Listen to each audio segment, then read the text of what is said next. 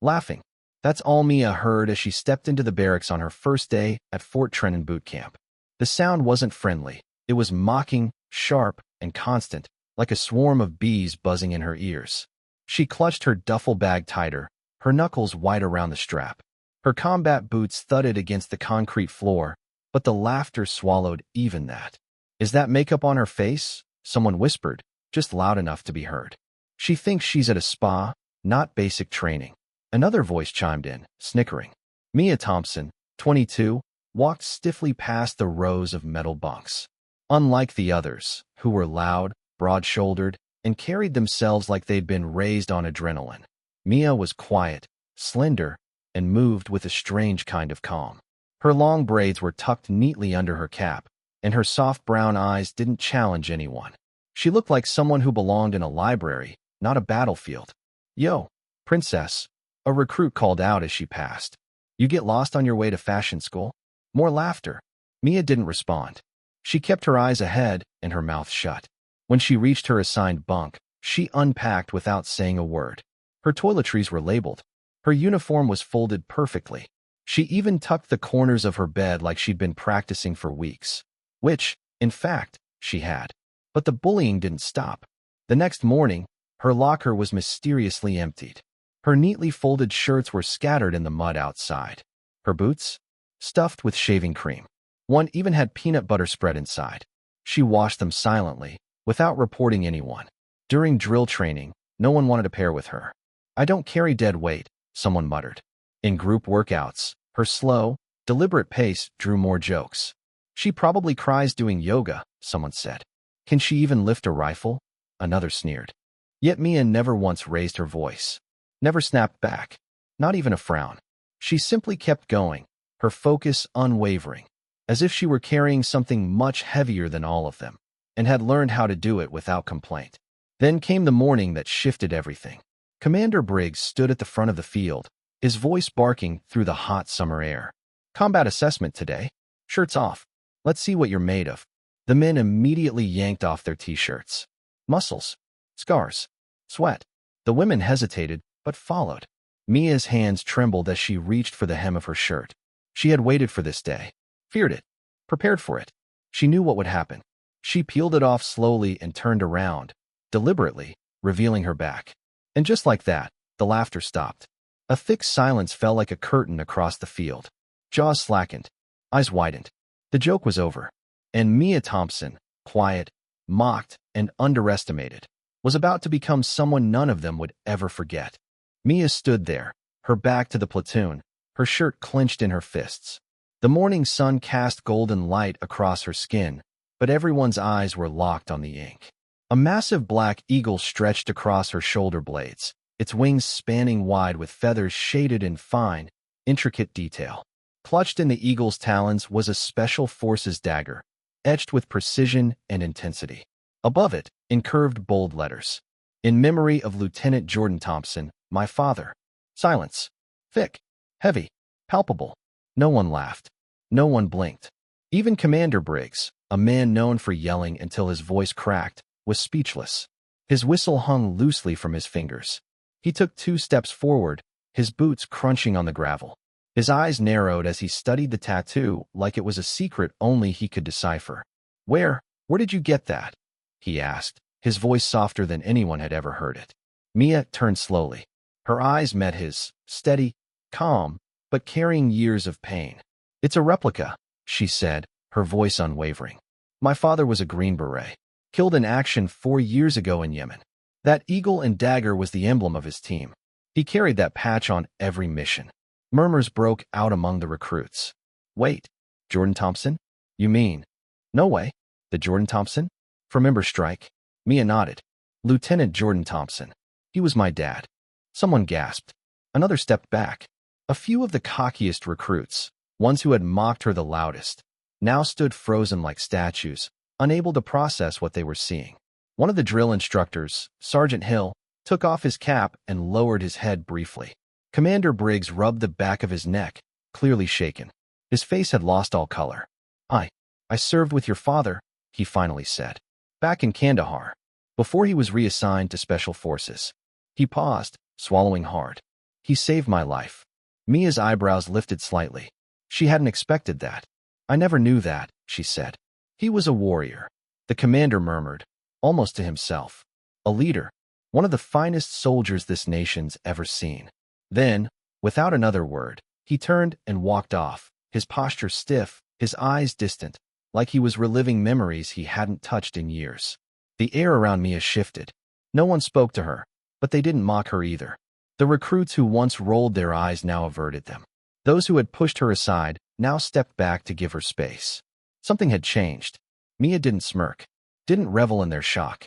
She simply pulled her shirt back on, tied it neatly, and walked to the line as if nothing had happened. But everything had, because now they knew the truth. She wasn't just some quiet girl who didn't fit the mold.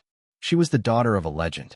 And from that moment forward, no one at Fort Trenton would ever look at Mia Thompson the same way again. That night, the barracks felt different.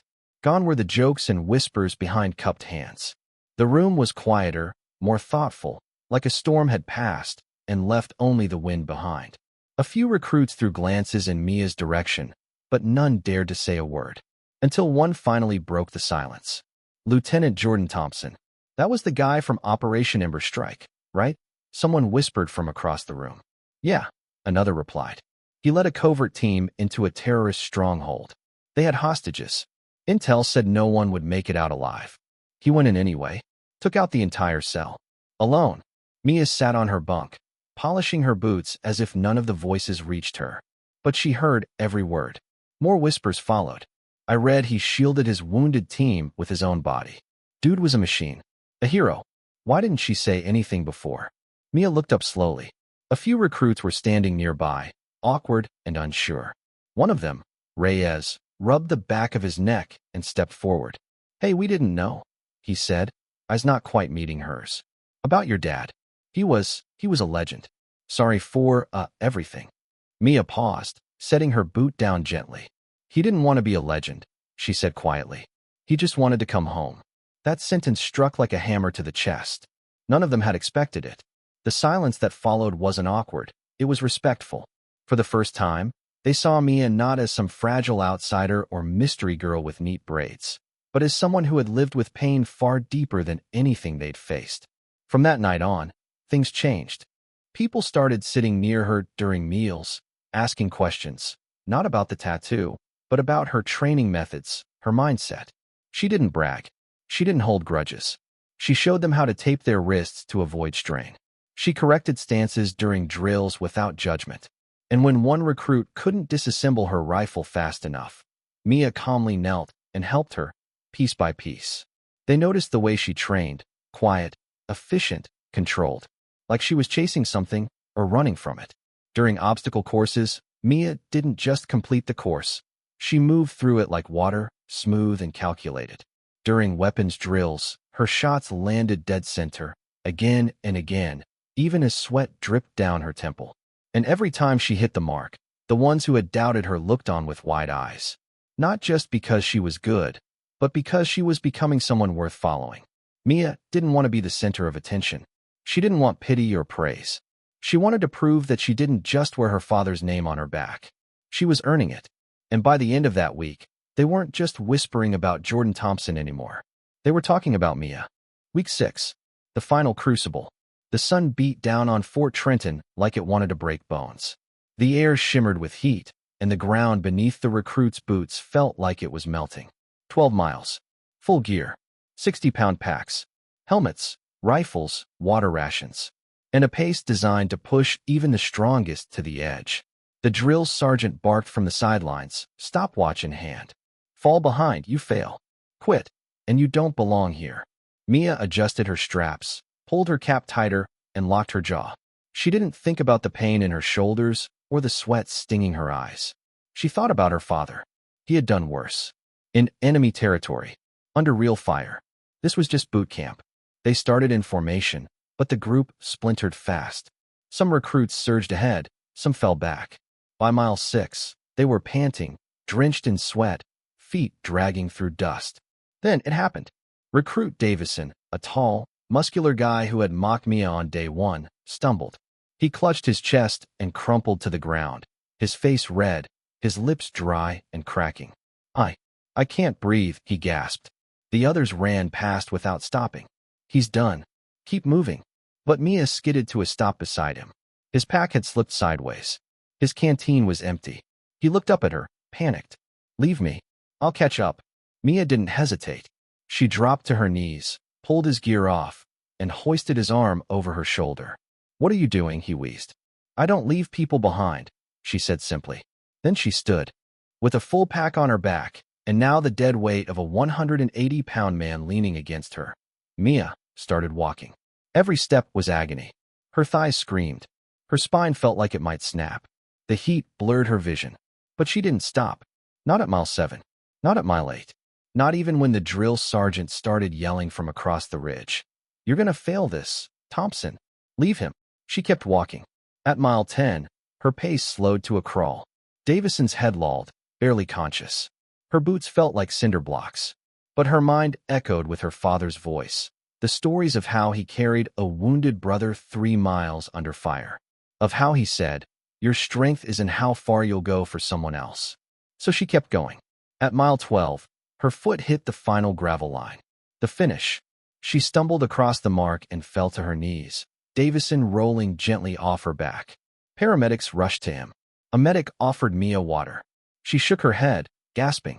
Check him first. Then silence fell again. Not the kind from shock, but from awe. Even the drill sergeants were standing. Commander Briggs stepped forward, his face unreadable. He raised his hand and saluted. You just did something your father would have been proud of, he said quietly. Mia's lips trembled. Tears pooled in her eyes, but she blinked them back. Sir, that's all I ever wanted. Graduation day arrived with a rare, cloudless sky and the sound of trumpets echoing across the training field. Rows of recruits stood tall in perfectly pressed uniforms, boots polished to mirror shine, medals gleaming under the morning sun. Families gathered in the bleachers, some waving flags, others wiping tears. But all eyes kept drifting to one recruit, standing at the very front, Mia Thompson. She stood straight, unmoving, her cap snug against her forehead, her chin high. Her posture wasn't prideful, it was solid, earned. The journey had molded her. She hadn't just endured training. She had transcended it. Commander Briggs stepped onto the platform. His voice was deeper than usual, not just from the microphone, but from something that stirred within him. Every class has its standouts, he began. Those who rise above expectations, who endure, who fight not just to win, but to serve. He paused, then looked directly at Mia. This recruit was mocked, doubted, treated like she didn't belong. But she showed more honor, grit, and heart than most soldiers I've ever trained. Murmurs of agreement rippled through the field. A few of the very recruits who once laughed at her now stood quietly, their heads bowed. She didn't rise because of her name. She rose because of her strength, her choices, her courage. Briggs continued. Mia Thompson, your father would have been proud. And so is your country. Thunderous applause followed. Not polite clapping, real, soul-deep applause.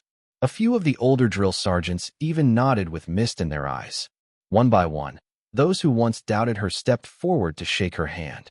Reyes, Patel, even Davison, now recovered, limped up with a cane, his hand outstretched. You carried me farther than I could carry myself, he said. I owe you everything. Mia shook his hand, but offered only a small smile. Just promise you'll do the same for the next guy, she said. After the ceremony, while others embraced their families and posed for pictures, Mia walked quietly to the edge of the parade ground. The wind tugged gently at her uniform as she turned toward the horizon, placing her hand over her heart. She could feel the tattoo beneath her shirt, the eagle, the dagger, the words etched into her back forever. Not just ink. Legacy. A fire she'd carry for life. Because being Lieutenant Jordan Thompson's daughter had once felt like a shadow she could never outgrow. But now, it was a badge of honor. And she had earned it. As the flag rose high and the anthem played, Mia didn't cry. She didn't need to. She had walked into boot camp mocked, ridiculed, underestimated. And now, she walked out as a soldier. One they'd never forget.